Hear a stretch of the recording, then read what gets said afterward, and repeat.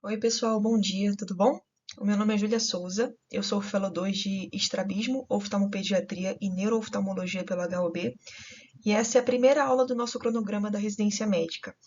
Como passar um bom par de óculos para qualquer idade, uma aula de refração. Quando o residente vai estudar refração em qualquer livro base desses, coitado, gente, nossa senhora, fica totalmente desorientado, tem 400 milhões de fórmulas, ninguém entende porcaria nenhuma, dá um desespero, vontade de chorar, de se jogar da ponte. Parece mais um livro de física do ITA, né, do que oftalmologia de fato. A aula que eu vou dar não vai ser assim. O foco aqui não são fórmulas, não é a ciência por trás de passar óculos.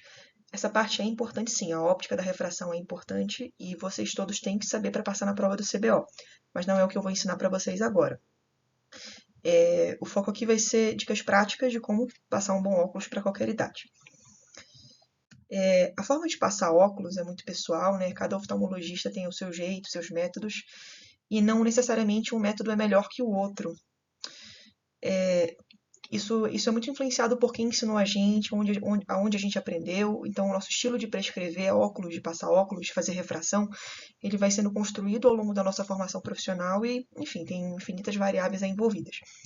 Então, a forma que eu vou ensinar tem os vieses do meu aprendizado, da forma que eu aprendi e com as influências de quem me ensinou.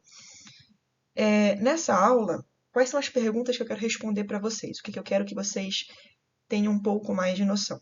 Como fazer o exame de grau, que é a refração, como preencher uma receita de óculos, como prescrever de fato, né? Quando dilatar o paciente e quando prescrever e o que prescrever do grau que a gente achou na refração. Beleza? Vamos lá. Para começar, gente, claro, o que é óculos? O que são óculos? É um par de lentes que serve para corrigir um erro refrativo. E existem essencialmente três erros refrativos que a gente tem que considerar na nossa prescrição dos óculos: a miopia, a hipermetropia e o astigmatismo, que são as aberrações de baixa ordem. As aberrações de alta ordem também são importantes e podem impactar na adaptação do paciente aos óculos. Eu quero que vocês conheçam bem ela, tem que estudar depois, mas eu não vou falar delas aqui nessa aula, não. A miopia é o erro refrativo que ocorre quando a luz não chega na retina, como se a luz parasse um pouco antes. Então, o olho míope tende a ter uma visão ruim para longe e boa para perto. O hipermétrope é o contrário. O foco de luz vai se formar atrás da retina. Na teoria, esses pacientes têm uma visão boa para longe e ruim para perto, mas na prática é ruim para tudo. O hipermetropia não tem uma visão muito boa nem para longe nem para perto. E o astigmatismo ocorre quando a gente tem uma diferença de poder entre dois eixos diferentes da córnea ou do nosso cristalino, e você vai ter múltiplos pontos focais de luz formando na retina, dando uma visão embaçada, uma coisa bem diferente, e afeta a visão tanto para longe quanto para perto. Beleza? Vamos seguir. Tá, digamos que você está lá na FRAU, no HOB, no seu consultório, tá atendendo, e chega um paciente querendo fazer exame de vista. Como que você faz? O primeiro passo é você conhecer bem as ferramentas que você tem para avaliar o grau do seu paciente. A primeira ferramenta que eu vou trazer para cá é a nossa salvadora da pátria, né? Sem ela, o que nós somos? O autorrefrator. É muito importante, pessoal. Como ele funciona, a ciência do autorrefrator merece uma aula só para ele, eu não vou falar disso aqui. Mas basicamente ele faz um pré-exame para te dar uma noção do grau do paciente antes de você examinar de fato pelo Grinch, que eu vou explicar daqui a pouquinho. Os autorrefratores mais modernos têm uma taxa de acerto boa, eles acertam bastante, são bem precisos, mas tem muito autorrefrator horroroso, que mais atrapalha que ajuda. Então, gente, não confiem em autorrefrator, por favor. Assim, não peguem autorrefrator e aceitem aquilo como uma verdade absoluta. Desconfiem do resultado da R, por gentileza. Sejam céticos e especialmente se o autorrefrator te mostrar um grau muito alto, um grau assim que não parece fazer sentido para aquela realidade do paciente. Então, sempre confiram antes de aceitar como verdade. Para o autorrefrator funcionar, é importante que o paciente consiga se sentar e posicionar a cabeça no anteparo, que fica bem aqui. Deixa eu ver se eu consigo. Bem aqui, ó. Tem paciente que não consegue, gente. Criança, paciente autista, paciente que tem alguma limitação de movimento. Então, não é todo paciente que vai conseguir usar o autorrefrator. Para pacientes que não conseguem fazer isso, ou para crianças muito pequenas, a gente gosta de usar o retinoscópio. Rapidinho, voltando rapidola, eu troquei um pouco a ordem do slide. Aqui um exemplo de uma leitura pelo autorrefrator. ele mostra pra gente o grau esférico, que é o S, o grau cilíndrico, que é o C, e alguns autorrefratores mostram algumas coisas diferentes, como ceratometria, alguns dados a mais que podem ser interessantes na avaliação do paciente. Eu acho bonitinho esse aqui que até mostra se é miopia ou se é, ou se é hipermetropia por esse esquema, que é bem interessante. Sim, pois é. E pacientes que não podem usar o autorrefrator, a gente tem o retinoscópio para usar como forma de fazer pré-exame e até para prescrever o grau do paciente quando ele não vai verbalizar, quando ele não vai fazer a refratometria subjetiva, que é quando o paciente conversa com a gente. Mas isso vai ser assunto para uma próxima aula. Aí, beleza. Depois da gente conseguir esse pré-exame do paciente, dessa estimativa do grau, a gente vai confirmar o grau com o nosso padrão ouro, o refrator de Grins, também conhecido como máquina do esse, que é essa máscara maravilhosa que vai nos acompanhar pelo resto das nossas vidas. É muito importante que você conheça o Grins, o que ele faz, ou pelo menos as funções mais relevantes, as mais comuns. Eu separei aqui as partes do Grins que eu considero essenciais e as que são as que eu mais uso no meu dia a dia para que vocês conheçam também. Primeiro é essa manivela bem aqui. Eu não sei se o mouse aparece quando eu faço isso aqui, gente. Então espero que esteja aparecendo para vocês. Essa manivelazinha aqui que tem o zero, o AC, o mais meio, tá vendo? Quando tá no zero, eu penso assim, é odd open. Então quer dizer que está aberto para o paciente enxergar. O OC é o fechado, ocluído. Quando você fecha, vai ficar preto, ele não vai conseguir enxergar por aquele olho. Outra importante que é interessante vocês conhecerem é o pH ou pinhole.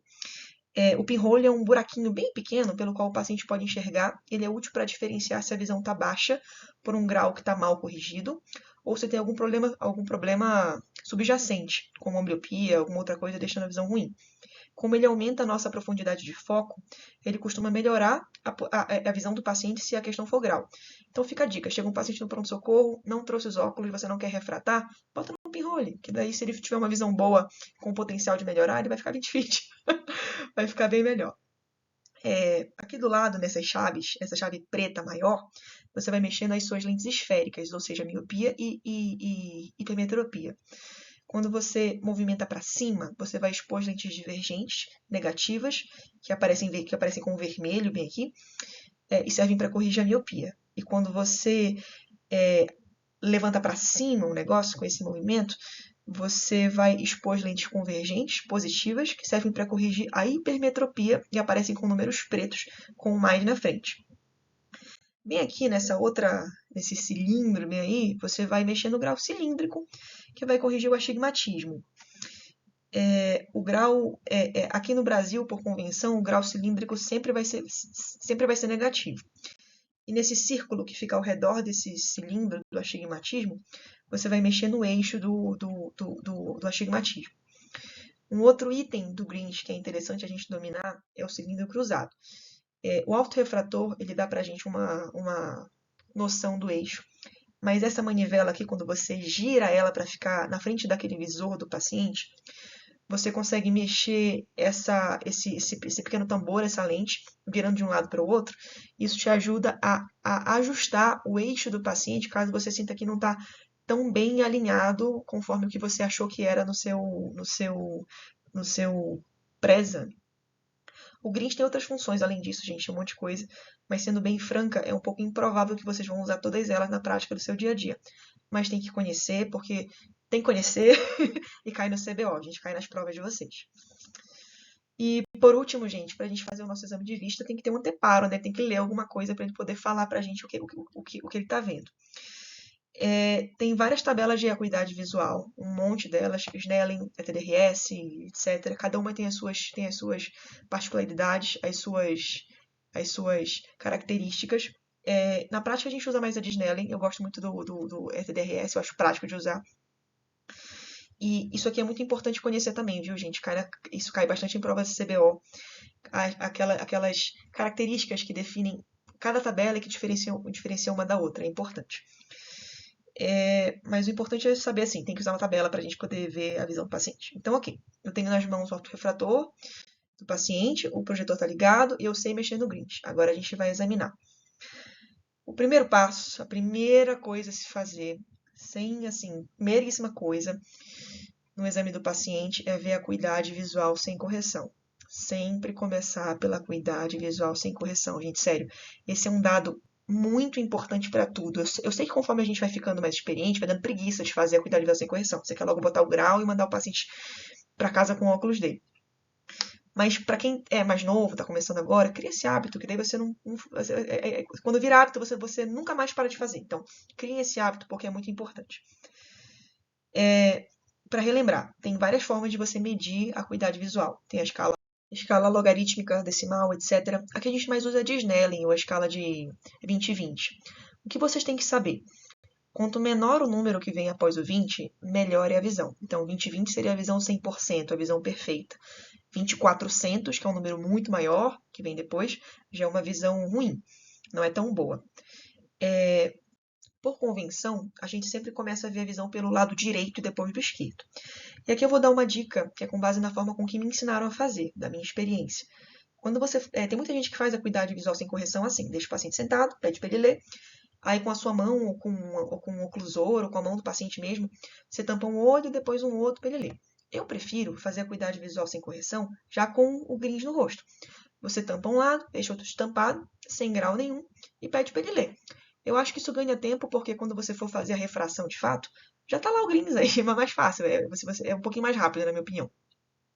E se o paciente for um simulador, se ele tiver com algum objetivo, se ele quiser falsear uma visão sem correção mais baixa do que realmente o Grinch ajuda a evitar isso, porque o paciente que está com a máquina, ele não sabe se está com grau ou não, ele não tem essa noção, entendeu? Então, se ele tiver, por algum motivo, não falando a verdade, isso te ajuda a saber se é isso ou não. Então, beleza. Então, você pede para ele ler os optotipos no anteparo e a última linha que ele conseguir ler, ou seja, a menor linha que ele conseguir ler bem, vai corresponder à visão que você encontrou daquela forma. Se ele não conseguir ler nem as maiores letras daquele projetor, por exemplo, se vai até 2400, ele não consegue ler 2400, você vai passar para ver se ele consegue contar os seus dedos. Você chega em frente ao paciente e você mostra os seus dedos e vê se ele consegue contar. Conforme ele for conseguindo, você vai se afastando dele para ver até qual distância ele consegue contar corretamente os seus dedos.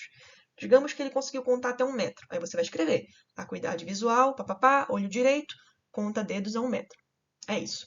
Se ele não conseguiu contar nada, não conseguiu contar os dedos, aí você vai chegar perto dele e vai balançar a sua mão na frente dele para ver se ele consegue ver. Se ele conseguiu perceber que a mão está mexendo, você coloca acuidade visual de movimento de mãos ou vultos, também podemos chamar assim. Se nem isso ele conseguir perceber, você joga uma luz nesse olho e vê se ele vê se está claro ou se está escuro. Então você vai escrever paciente, acuidade visual, papapá, percepção luminosa ou sem percepção luminosa. Sem percepção luminosa é a pior visão, assim, é o cego verdadeiro, não enxerga nada. Aí depois de ver a acuidade visual sem correção, a gente vai passar para a refração dinâmica subjetiva, que é a refração sem dilatar, e se necessário depois a refração estática subjetiva, que é a refração dilatando. Separei no outro slide 3 exemplos de grau para ver como é que a gente faria, como é que a gente iria fazer o exame do grau desse paciente. Quando o paciente tem um tipo de grau só, você vê que ele tem basicamente apenas esférico aqui. Está dando no autorrefrator no olho direito, right? Menos 7,25 aproximadamente de miopia e menos 8 de miopia no olho esquerdo. É um pouco mais fácil porque você vai mexer basicamente em um só grau. Então, o que você vai fazer? Você vai dando o grau aos poucos para o paciente até ele conseguir ler 20/20. É basicamente isso. Por favor, meu amiguinho, não pegue esse grau e coloca no Grinch, não faça isso. Se o Grinch estiver errado, você corre o risco de hipercorrigir esse paciente, de fazer uma correção equivocada para ele.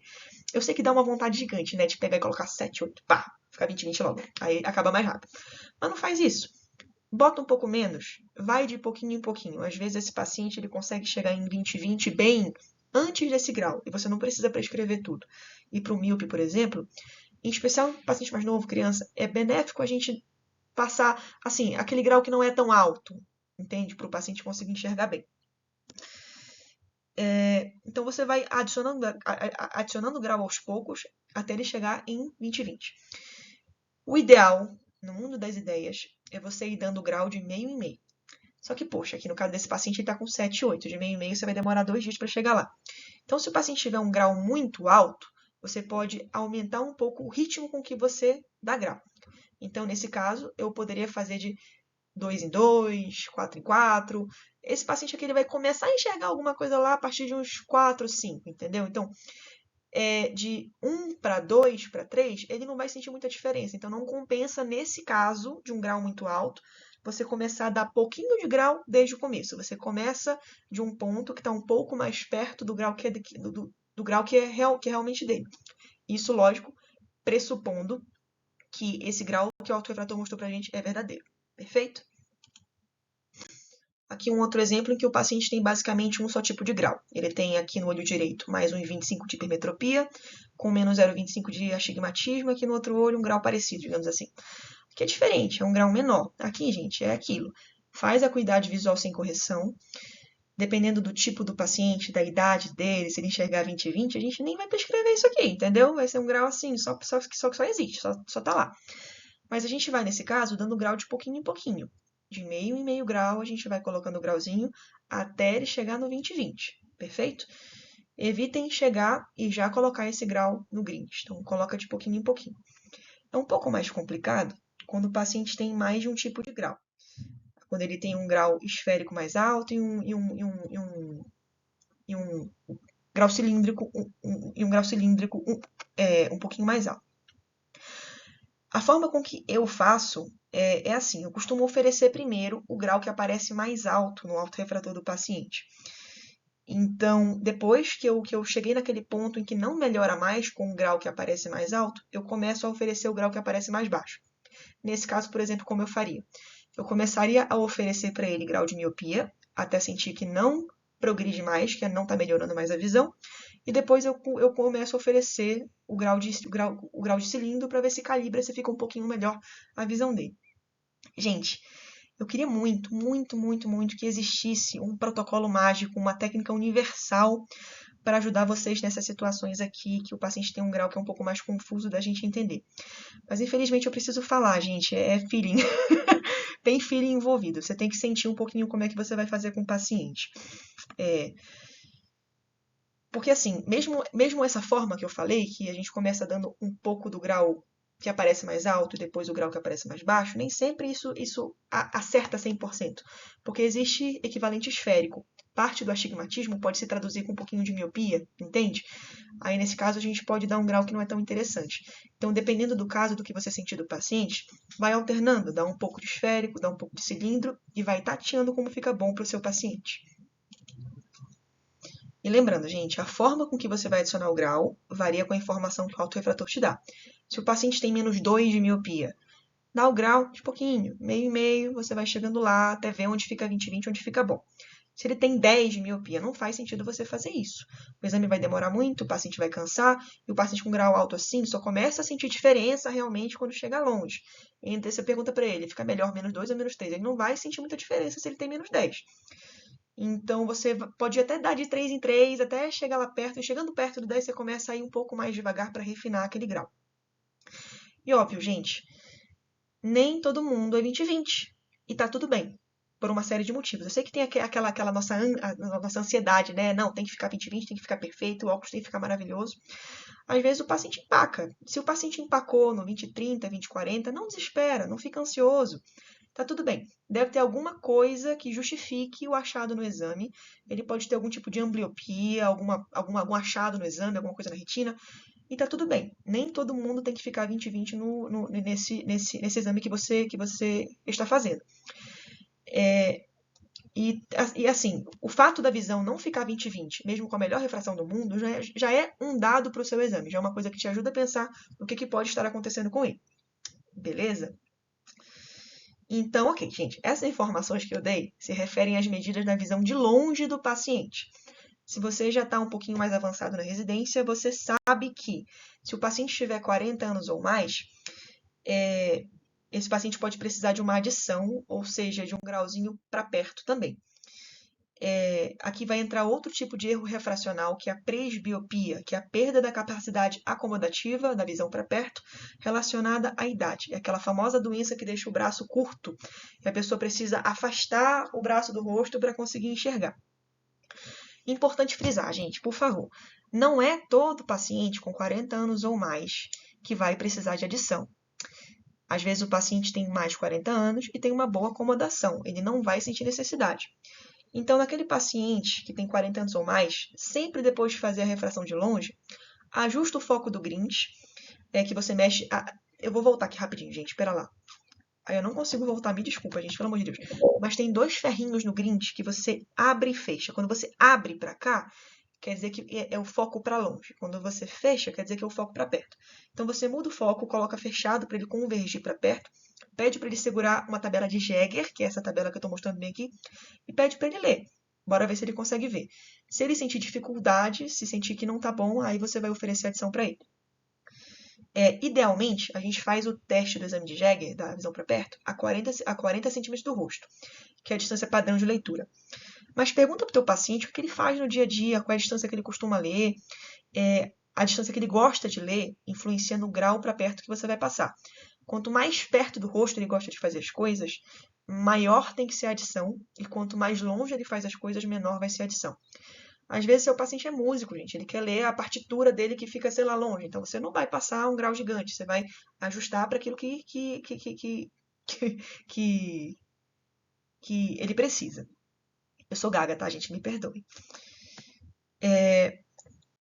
Para a distância padrão, a 40 centímetros do rosto, tem uma tabelinha que te dá uma estimativa de qual seria o grau ideal para perto para o paciente, dependendo da idade. Então, para 40 anos seria uma adição de mais 1, 45 mais 1,5, 50 mais 2, 55 mais 2,5 e 60 mais 3. Para as idades fracionadas, fica o grau que fica intermediário. Se o paciente tiver 47 anos, você passaria 1,75, por exemplo. Estaria bacana. Lembrando que, para o paciente estar com uma boa visão de perto, o ideal é ele conseguir enxergar J1 a 40 centímetros. J1 é como se fosse o 20/20 de perto. Perfeito? E aqui eu vou dar uma dica da minha vivência. Para paciente que tem 57 anos ou mais, eu raramente passo mais 3. Eu costumo deixar em 2,75. Aprendi com os meus R+, e eu continuo fazendo isso até hoje. Sinto que dá uma distância de leitura um pouquinho maior para o paciente. Com mais 3 ele tem que aproximar muito. E na minha experiência, alguns pacientes queixam um pouquinho mais. Mas é coisa pessoal. Você passar mais 3 não está errado de forma alguma. Então, beleza, gente, vamos seguir. Conseguimos fazer a refração do nosso paciente imaginário. Agora a gente precisa passar o óculos para o paciente, né? Escrever. Como é que a gente vai transcrever essa receita? Numa receita de óculos, geralmente vai ter esse modelo bem aqui. Eu queria muito que aparecesse a minha setinha, porque eu estou fazendo várias coisas aqui com a setinha. Então, espero que vocês estejam vendo. Vai ter o grau esférico, que corresponde ou à miopia ou à hipermetropia. O grau cilíndrico, que corresponde ao astigmatismo. E o eixo que acompanha o astigmatismo. Pode ter algumas outras informações, como distância nasopupilar, tamanho pupilar, etc. e tal. Mas o mais importante são esses 3, que é o grau de fato. E algumas receitas já vêm com adição aqui prontinha para você colocar. No grau esférico, se o paciente tiver um grau para corrigir miopia, você vai colocar um sinal negativo antes. Se o paciente tiver hipermetropia, um grau para corrigir hipermetropia, você vai colocar um grau positivo antes. E se ele for emétrope, você pode colocar plano ou só PL, que é a sigla de plano, ou coloca só um risquinho, que geralmente a pessoa da ótica entende que não é nada, que não tem grau. O astigmatismo, por convenção no Brasil, sempre lentes negativas, então sempre vai ser negativo. E todo astigmatismo tem que ter um eixo que vai de 1 a 180.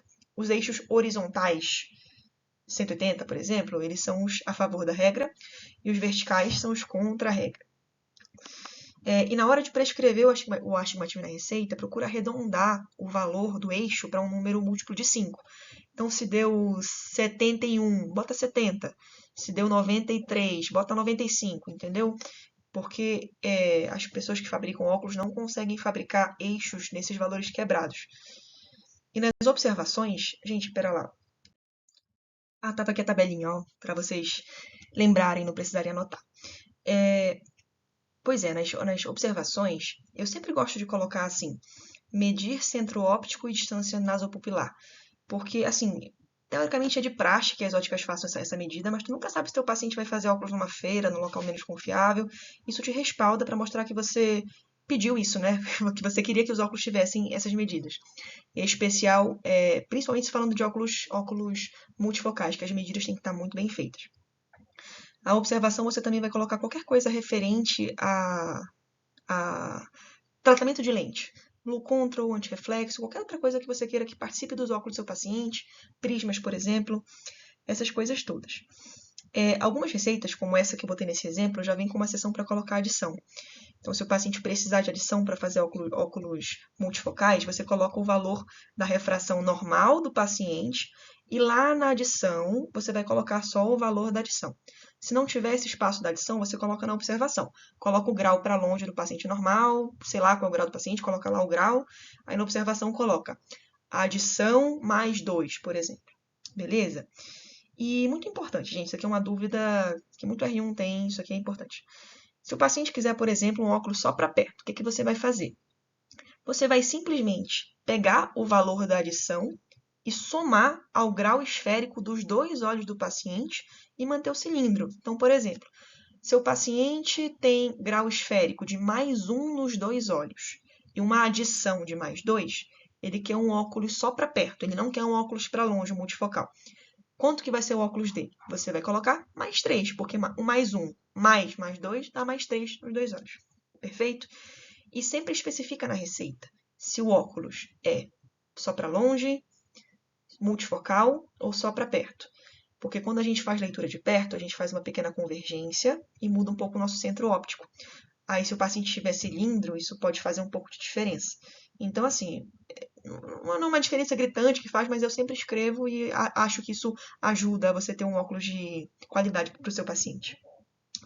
Beleza, gente? Vamos continuar.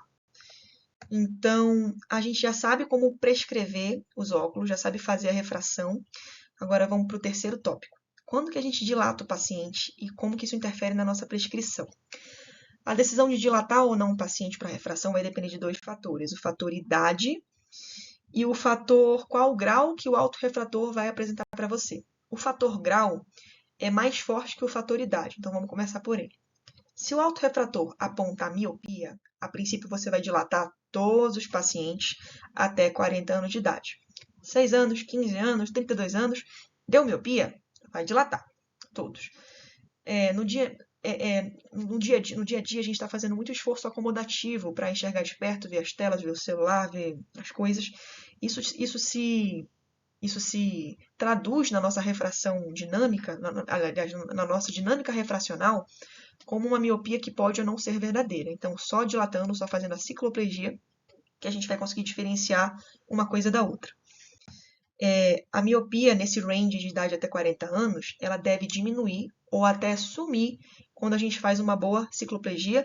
Em alguns casos, ela até pode inverter e aparecer uma pequena hipermetropia ou até uma grande hipermetropia. Então, assim, miopia na refração dinâmica dilata para ver o que vai acontecer.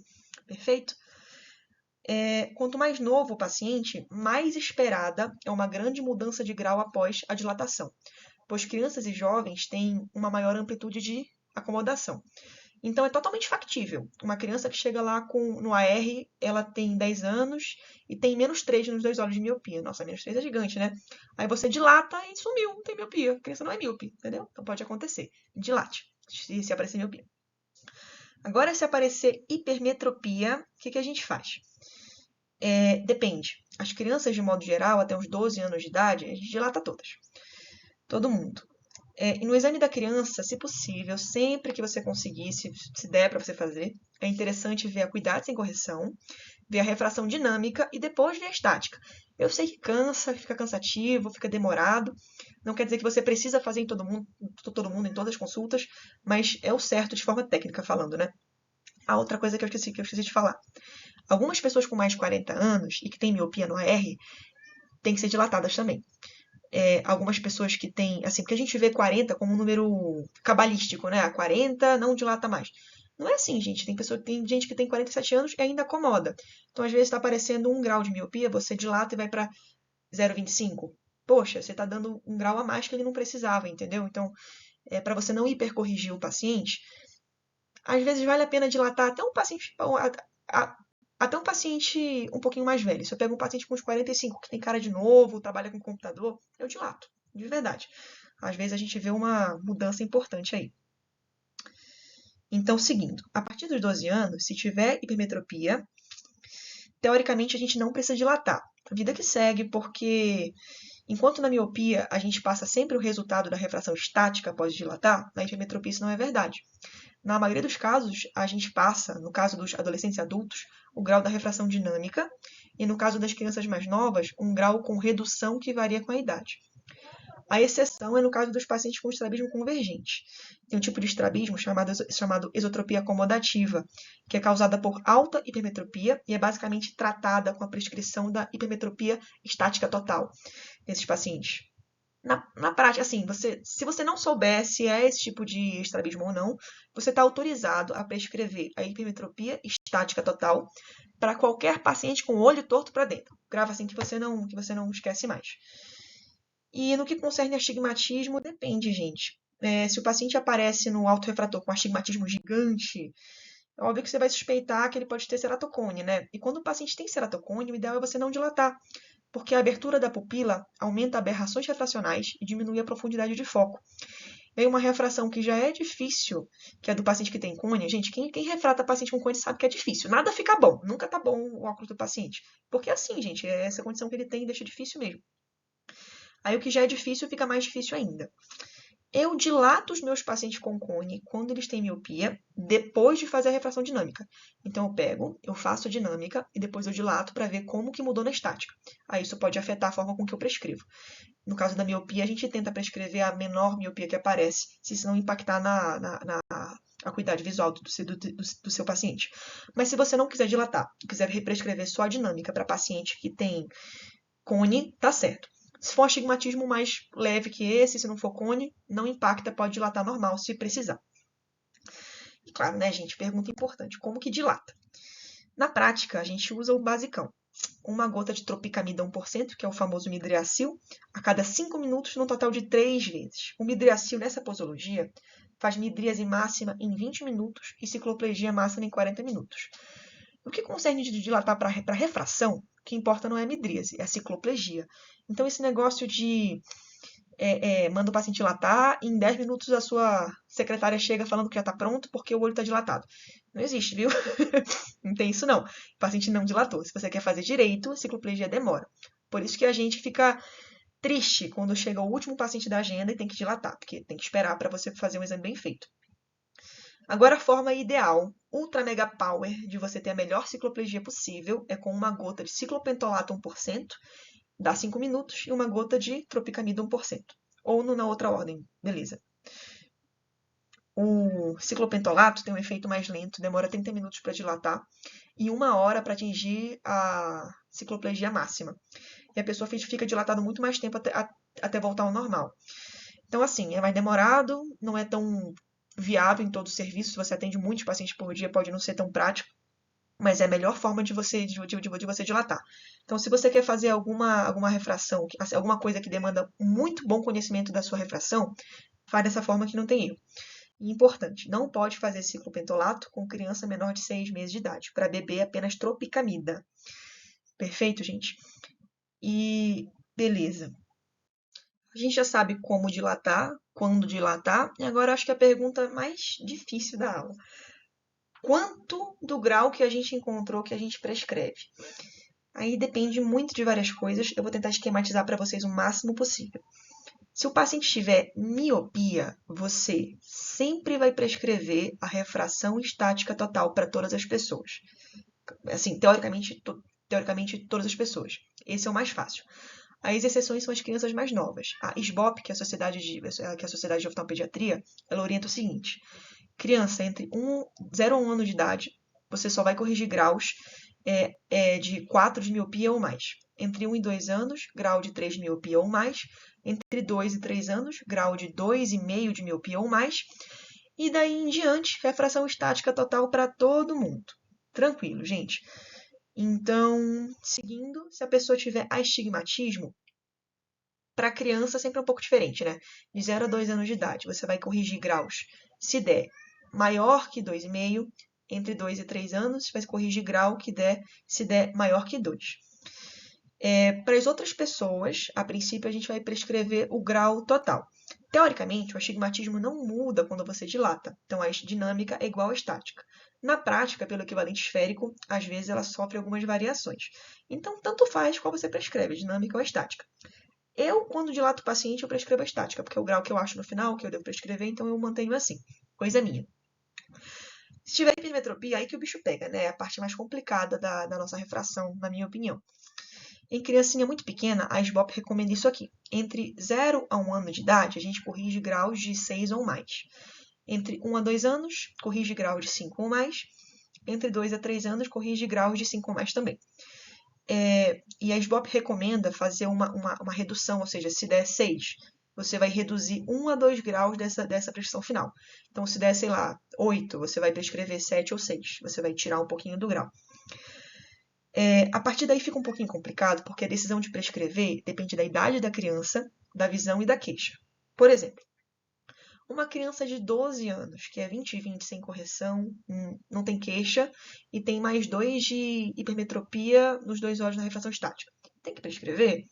Não, gente, não tem queixa, tá vendo bem, é um grau que a gente aceita na criança, que ela consegue acomodar e não atrapalha, então teoricamente não precisa. Mas uma criança da mesma idade, 12 anos, que é 20/20 sem correção, mas tem queixa de cansaço visual, astenopia, fala que chega em casa com uma dorzinha de cabeça e tem 3 de hipermetropia nos 2 olhos. Já vale a pena prescrever, mas você não precisa prescrever o grau inteiro. Assim como na criança que tem acuidade visual sem correção inferior a 20/20, pior que 20/20, mas se torna 20/20 depois que você corrige essa hipermetropia, aí já vale a pena você prescrever, porque tem benefício na visão do paciente. Especialmente se for criança com menos de 7 anos. Até essa idade, a gente não poupa esforços para deixar a visão do paciente o melhor possível. Porque é a fase embriogênica, é a fase que se a visão estiver mal corrigida e a criança ficar com déficit visual, não recupera mais depois que for adulto. Então a gente precisa realmente dar a melhor visão possível para a criança nessa idade.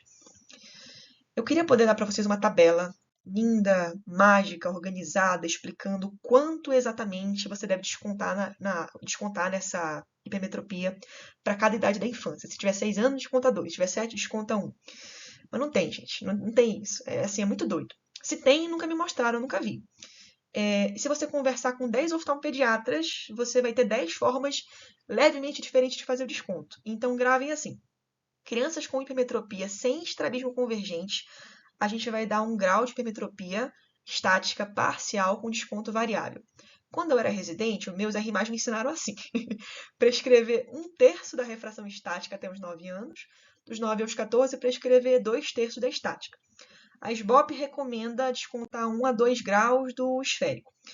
Os artigos publicados sobre isso propõem várias formas de desconto, mas não existe consenso. Então, eu vou deixar aqui, aliás, eu não coloquei o link no slide, mas eu posso depois dar para vocês o link de um artigo que para mim foi o melhor que eu li, que melhor propõe uma forma de você fazer desconto na criança.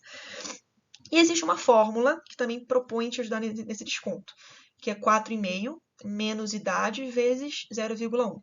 O resultado disso seria o grau que você vai descontar da hipermetropia estática da criança. Então, digamos que essa fórmula dê 3 e a criança tenha 5 de grau. Aí você vai descontar 3 e dar 2 para ela. Entendeu? Júlia, meu Deus, eu não entendi nada.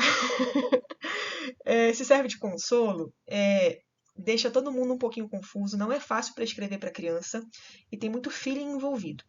Eu, pessoalmente, venho usado essa fórmula e tenho tido sucesso nas minhas prescrições, não venho tido queixa e a visão das crianças vem ficado boa. Então, recomendo que vocês usem também, é um respaldo que a gente tem de alguma forma, né? Nos adultos é muito mais fácil. Na teoria, você não tem que dilatar. Se ele for 20/20 sem correção, não tem que prescrever. É um grau que ele tem lá só por ter um pouquinho, é acomodação. Agora, se ele tiver benefício na visão com a prescrição ou queixa visual, você pode prescrever o grau dinâmico. Tá certo. E uma última situação que eu queria trazer. Aquele paciente que tem miopia e depois que você dilata, vira hipermetropia. Não tem que prescrever o grau esférico. Essa pessoa tem poder acomodativo para enxergar bem sem óculos. Se não tiver nenhum cilindro, claro, atrapalhando. Agora, se ela tiver queixa de astenopia, cansaço, dor de cabeça, passa parte do grau estático parcial, só não cai no erro de corrigir esse paciente para miopia, pelo amor de Deus. Aí você vai deixar a pessoa com mais sintomas de astenopia, você não vai ajudar o paciente. E, pessoal, acho que é isso. Refração é um universo gigante, gigante, não é fácil passar um bom óculos. Por ser uma coisa que a gente faz que a gente faz todos os dias, muito o tempo todo, eu sei que a gente acaba meio que aprendendo de orelhada, por osmose, né? Pegando alguns vícios de quem ensina pra gente, de quem tá ensinando a gente a refratar, a passar óculos. Mas eu quero reforçar justamente isso, gente. Por ser uma coisa que a gente vai fazer quase todos os dias, até o final da nossa vida útil como oftalmologistas, a gente tem que saber o que a gente está fazendo. Antes da gente ser oftalmologista, nós somos médicos. E óculos é tratamento. E todo tratamento prescrito por um médico tem que ser feito com zelo, conhecimento e segurança. Então, vale a pena estudar a refração a fundo. Os nossos pacientes agradecem, especialmente para quem for prescrever óculos para criança, aí a gente não está lidando com qualquer pessoa. Assim como um ser humano que, se a gente passar uma forma errada de tratar, a gente pode fazer ambliopia e prejudicar a visão dessa pessoa por muito tempo. Vou deixar aqui como sugestão de leitura esse livro, que eu acho fantástico. Para todo oftalmologista tem que ler esse livro e conhecer ele muito bem. E essas foram as referências que eu usei para fazer essa aula, pessoal. E se alguém tiver alguma dúvida, quiser trocar uma ideia comigo, gente, assim, acho impossível a gente abordar toda a refração do mundo numa aula só. Então, com certeza vão ficar algumas arestas para a gente aparar. Então, quem quiser tirar dúvida, pode falar comigo, fica à vontade. Tchau, tchau, pessoal.